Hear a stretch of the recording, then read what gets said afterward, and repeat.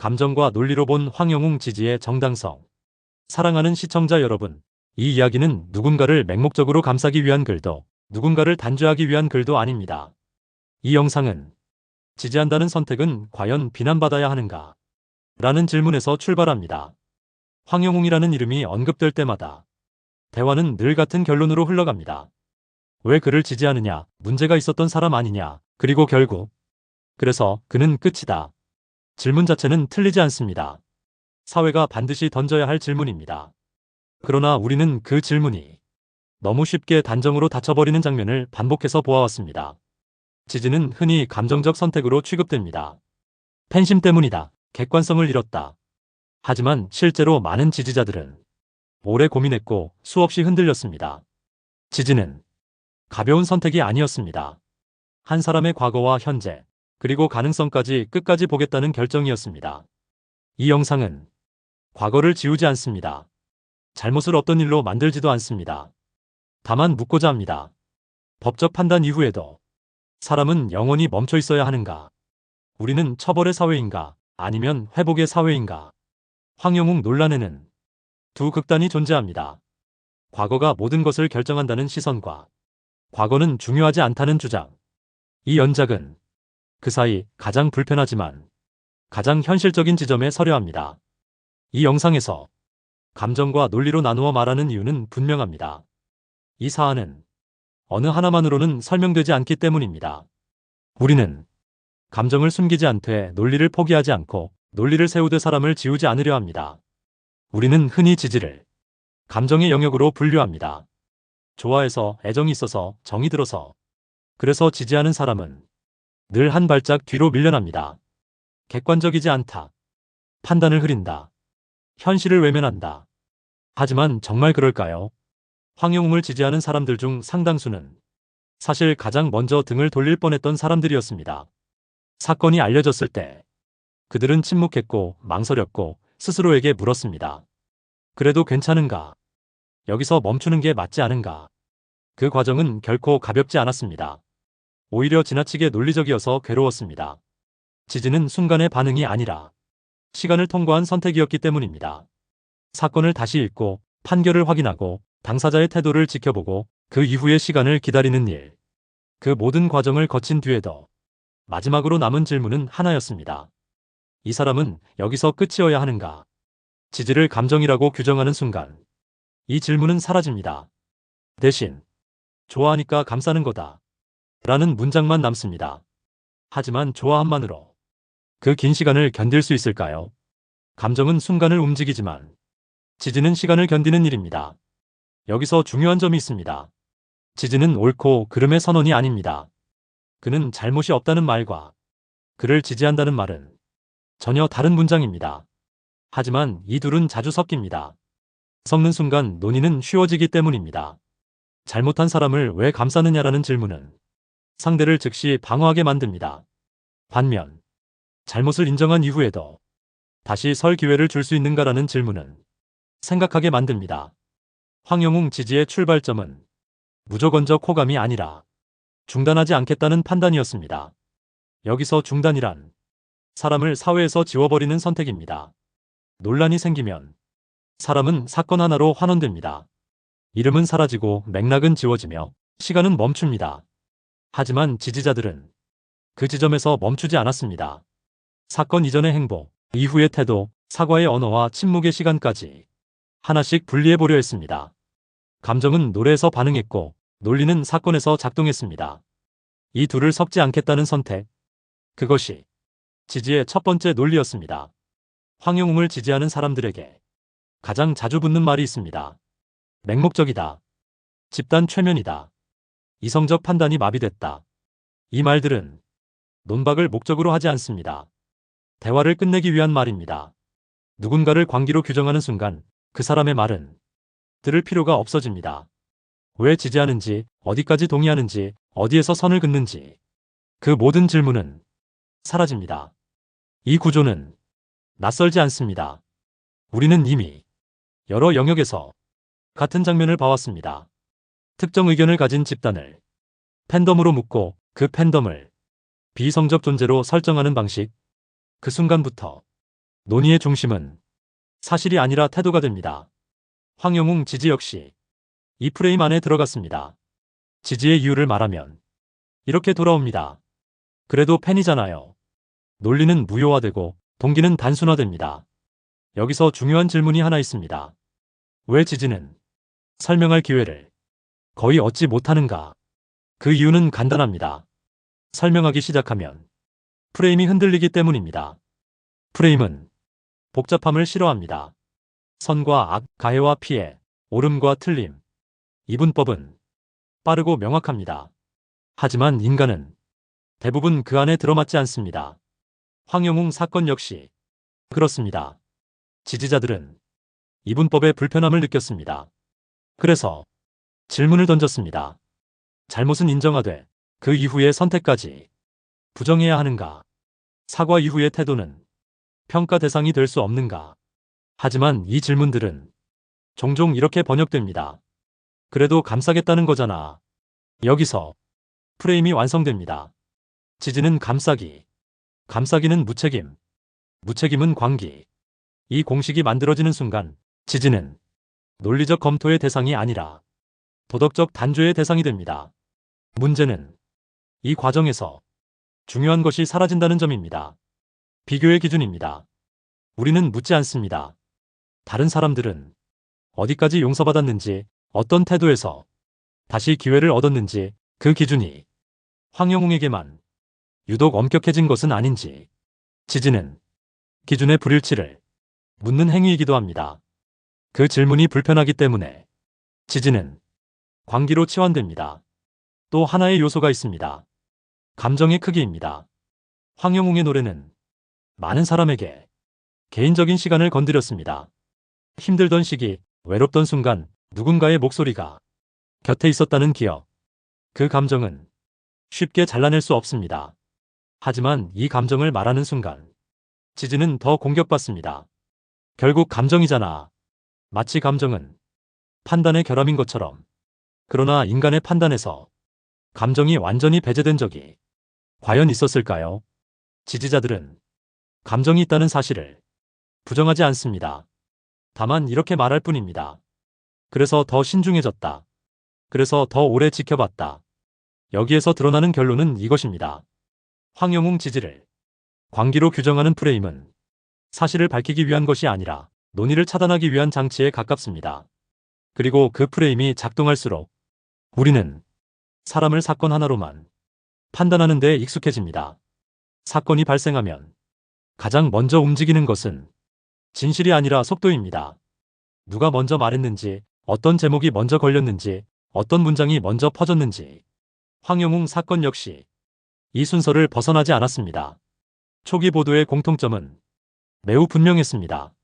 사실의 나열이 아니라 결론을 전제한 설명이었습니다. 논란의 중심에 선 가수, 이미지의 치명타, 복귀 가능성은 사실상 어려워. 이 문장들 속에는 아직 끝나지 않은 이야기 대신 이미 끝났다는 분위기가 담겨 있었습니다. 여론은 정보의 총합이 아니라 강조의 결과입니다. 무엇을 반복하고 무엇을 생략했는지 그 선택이 판단의 방향을 정합니다. 황영웅 사건에서 자주 강조된 것은 과거의 장면이었습니다. 맥락은 짧았고 시간의 흐름은 잘리지 않았습니다. 반면 사과 이후의 행보, 활동 중단의 기간, 공식 비공식적 반성의 과정은 짧게 스쳐 지나갔습니다. 혹은 아예 언급되지 않았습니다. 이 지점에서 중요한 질문이 생깁니다. 우리는 무엇을 알도록 선택받았는가? 언론은 중립적인 창이 아닙니다. 시선을 모아야 하고 머물게 해야 하며 공유되게 만들어야 합니다. 그 과정에서 가장 강력한 도구는 분노입니다. 분노는 클릭을 부르고 댓글을 부르고 확산을 부릅니다. 반면 맥락과 시간은 속도가 느립니다. 그래서 종종 뒤로 밀립니다. 황영웅 사건은 이 구조에 완벽히 들어맞았습니다. 대중이 분노할 수 있는 장면은 전면에 배치되고 판단을 유예하게 만드는 정보는 뒷부분으로 밀렸습니다. 그 결과 여론은 점점 의견이 아니라 판결에 가까워졌습니다. 여기서 중요한 변화가 하나 생깁니다. 의문이 사라집니다. 어디까지가 사실인가? 어떤 기준이 적용되고 있는가? 이 사건은 지금 어느 시점에 와 있는가? 이 질문들이 점점 줄어듭니다. 대신 이런 말이 늘어납니다. 이미 끝난 이야기잖아. 더 말할 게 뭐 있어? 이때부터 지지는 시대착오가 됩니다. 아직도 지지해? 왜 굳이 편을 들어? 마치 시간을 거스르는 행동처럼 취급됩니다. 하지만 여론의 시간은 항상 공정하지 않습니다. 어떤 사람에게는 과거가 영구히 현재가 되고 어떤 사람에게는 짧은 기억으로 정리됩니다. 이 차이는 사건의 무게 때문이 아니라 서사의 방향 때문입니다. 황영웅은 변화의 서사를 부여받지 못했습니다. 사과, 성찰, 거리두기, 재정비. 이 흐름이 하나의 이야기로 엮이지 않았습니다. 각 단계는 따로 떨어져 소비되었습니다. 그 결과 대중에게 남은 이미지는 단순합니다. 문제가 있었던 사람. 그 이후의 시간은 공백으로 처리됩니다. 지지자들이 불편함을 느낀 지점은 바로 여기였습니다. 문제가 있었다는 사실을 부정하는 것이 아니라 그 이후의 시간이 지워진 방식에 의문을 제기한 것입니다. 그러나 이 의문은 곧바로 이렇게 응답받습니다. 언론이 다뤘잖아. 대중이 판단했잖아. 이 말은 사실을 확인하자는 요청을 권위로 덮는 말입니다. 하지만 여론은 완성된 판단이 아니라 과정 중인 합의일 뿐입니다. 그리고 그 합의는 정보의 균형이 깨질수록 왜곡될 가능성이 커집니다. 이제 다시 나와도 되지 않나? 이 말이 나오는 순간 여론의 온도는 급격히 올라갑니다. 황영웅 사건에서 복귀라는 단어는 단순한 활동 재개의 의미가 아니었습니다. 그것은 용서받았다는 선언처럼 받아들여졌습니다. 여기서부터 논의는 감정의 영역으로 들어갑니다. 아직 충분히 반성하지 않았다. 상처받은 사람들은 어떻게 하나? 왜 하필 지금이냐? 이 말들은 틀리지 않습니다. 그러나 동시에 한 가지 중요한 질문을 의도적으로 비켜갑니다. 충분함의 기준은 누가 정하는가? 우리 사회는 실제로 매우 모순적인 기준을 사용하고 있습니다. 어떤 사람에게는 시간이 약이 됩니다. 조용히 지나가면 이제 됐지라는 말이 나옵니다. 하지만 어떤 사람에게는 시간이 형벌이 됩니다. 조용히 있으면 숨어 있었다는 말이 붙습니다. 황영웅에게 적용된 기준은 후자에 가까웠습니다. 활동을 멈추면 도망쳤다고 했고 조심스럽게 움직이면 눈치 본다고 했습니다. 어떤 선택을 해도 정답은 없었습니다. 여기서 지지자들이 강하게 문제를 제기한 지점이 있습니다. 기회는 반성의 보상이어야 하는가 아니면 사회의 허락이어야 하는가? 반성은 개인의 내적 과정입니다. 측정할 수 없고 외부에서 완벽히 검증할 수도 없습니다. 그런데 우리는 종종 반성을 대중 만족형 퍼포먼스로 요구합니다. 얼마나 오래 고개를 숙였는지, 얼마나 자주 사과했는지, 얼마나 스스로를 낮췄는지. 이 과정에서 본질은 사라집니다. 사람이 변했는지보다 사람이 충분히 맞았는지가 중요해집니다. 황영웅 지지의 정당성은 바로 이 지점에서 생겨났습니다. 그들은 아무 일도 없었다고 말하지 않았습니다. 대신 이렇게 말했습니다. 잘못 이후의 시간도 인간의 일부로 봐야 한다. 기회는 면죄부가 아닙니다. 다시 시작할 수 있는 조건부 공간일 뿐입니다. 그 안에서 사람은 다시 평가받고 다시 책임을 집니다. 그러나 황영웅에게 허락된 공간은 극도로 좁았습니다. 무대는 곧바로 복귀 논란이 되었고 노래는 자격 논쟁으로 바뀌었습니다. 그의 현재는 항상 과거의 증거물로만 소환되었습니다. 이쯤 되면 문제는 개인을 넘어섭니다. 우리는 정말로 변화를 허용하는 사회인가 아니면 실수한 사람을 영구히 그 지점에 묶어두는 사회인가? 지지자들은 이 질문을 던졌습니다. 잘못을 인정하고 물러났고 시간을 견뎠다면 그 다음은 무엇이어야 하는가? 이에 대한 사회의 답은 아직 명확하지 않습니다. 그래서 논쟁은 더 거칠어지고 감정은 더 날카로워집니다. 황영웅 논쟁에서 가장 많이 반복된 질문은 사실이 아니라 왜 굳이 지지하느냐였습니다. 비판은 권리로 받아들여졌지만 지지는 늘 설명을 요구받았습니다. 비판은 문제 제기가 되었고 지지는 옹호로 불렸습니다. 단어 선택부터 논쟁의 판은 기울어 있었습니다. 지지자들에게 던져진 질문에는 숨은 전제가 있었습니다. 알고 있다면 지지할 수 없다는 전제, 지지는 곧 면죄라는 전제입니다. 그러나 많은 지지자들은 잘못을 부정하지 않았습니다. 그들은 말했습니다. 잘못은 잘못이다. 하지만 인간 전체를 과거 하나로 규정할 수는 없다. 이 요구는 면죄가 아니라 분리였습니다. 행위와 존재를 완전히 동일시하지 말자는 요청이었습니다. 하지만 이 분리는 받아들여지기 어려웠습니다. 우리 사회는 명확한 선악구도를 선호하기 때문입니다.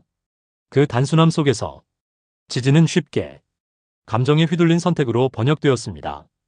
그 결과 지지자들은 무엇을 말해도 그래도 지지하잖아라는 말로 침묵당했습니다. 논쟁은 행위에 대한 토론이 아니라 사람에 대한 낙인으로 바뀌었습니다. 여기서 중요한 질문이 생깁니다.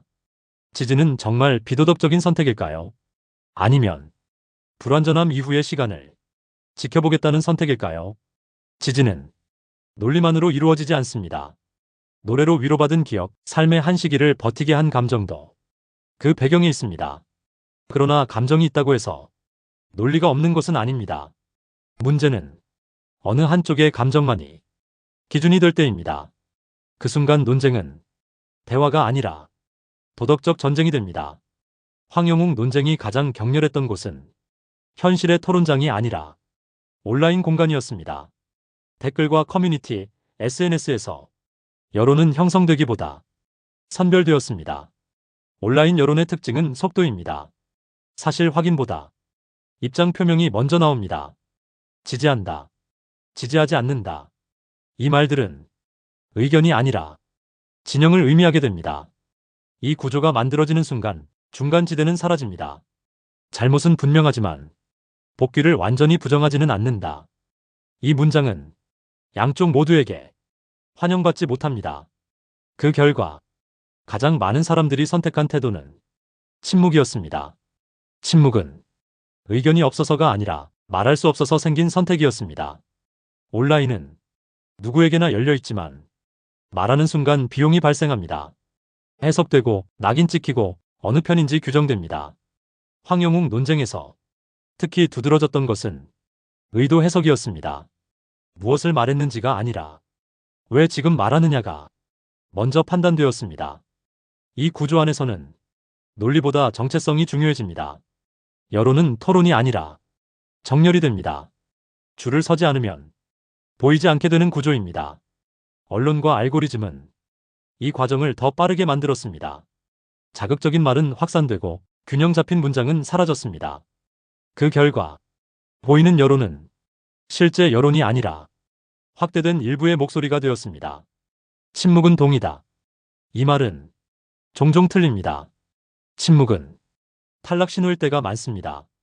이 논쟁에서 가장 많았던 사람들은 지지와 비판 사이에서 갈등하던 사람들이었습니다. 그리고 그들은 가장 조용했습니다. 황영웅을 둘러싼 논쟁은 한 사람의 복귀 여부를 넘어 우리 사회가 사람을 판단하는 방식을 드러냈습니다. 이 싸움은 누가 옳은지를 가리는 논쟁이 아니라 우리가 언제부터 태도부터 요구하는 사회가 되었는지를 보여준 사건이었습니다. 많은 지지자들은 이렇게 말했습니다. 잘못이 없다고 생각하지 않습니다. 과거를 가볍게 보지 않습니다. 다만 모든 가능성을 닫아야 하는지는 모르겠습니다. 이 말들은 회피가 아니라 윤리적 고민의 결과였습니다. 그러나 온라인에서는 앞부분은 사라지고 결론만 남았습니다. 결국 지지한다는 말이네. 그 순간 논의는 멈췄습니다. 왜 지지하는지, 어디까지가 용인 가능한지, 책임은 어떻게 져야 하는지에 대한 질문은 사라졌습니다. 지지는 면죄가 아닙니다. 아무 일도 없었던 것처럼 돌아오라는 요구도 아닙니다. 지지는 이 사람이 영원히 배제되어야 하는 존재인지 아니면 책임을 전제로 다시 사회 안에서 역할을 가질 수 있는지에 대한 선택의 문제입니다. 반대로 비판 역시 단죄여서는 안 됩니다. 비판은 사실을 묻고 책임을 요구하며 기준을 세우는 행위여야 합니다. 단죄는 질문을 끝내는 방식입니다. 그러나 우리는 종종 비판을 영구 퇴출의 근거로 사용했고 지지를 도덕적 결함의 증거로 몰았습니다. 그 결과 사람들은 입장을 말하기보다 침묵을 선택하게 되었습니다. 이것이 가장 큰 손실입니다. 이 논쟁이 남긴 핵심 질문은 이것입니다. 잘못한 사람에게 우리는 어떤 사회적 미래를 허락할 것인가? 완전한 용서인가? 영원한 배제인가? 아니면 책임을 전제로 한 조건부 복귀인가? 정답은 없습니다. 그러나 질문할 권리는 누구에게나 있어야 합니다. 황영웅을 지지한 많은 사람들은 그를 완벽하다고 보지 않았습니다. 그들은 완벽함이 아니라 회복 가능성을 보고자 했습니다. 그 질문이 틀릴 수는 있어도 부도덕하다고 말할 수는 없습니다. 사회는 완벽한 사람만으로 유지되지 않습니다. 실수한 사람을 어떻게 다루는가에 따라 성숙해집니다. 이 논쟁이 불편했던 이유는 그가 아니라 우리 안의 기준이 정리되지 않았기 때문입니다. 이제 묻습니다. 우리는 비판할 때 회복의 조건까지 제시하고 있는가? 우리는 지지할 때 책임의 경계를 분명히 하고 있는가? 이 질문을 회피하지 않는다면 이 논쟁은 진영 싸움이 아니라 사회적 기준을 점검한 기록으로 남을 것입니다. 이 영상의 결론은 찬성도 반대도 아닙니다. 생각할 권리를 포기하지 말자는 제안입니다. 그 사회에서라면 이 논쟁은 상처가 아니라 기준이 되고 다음 논쟁 앞에서 우리는 조금 더 성숙한 판단을 할 수 있을 것입니다.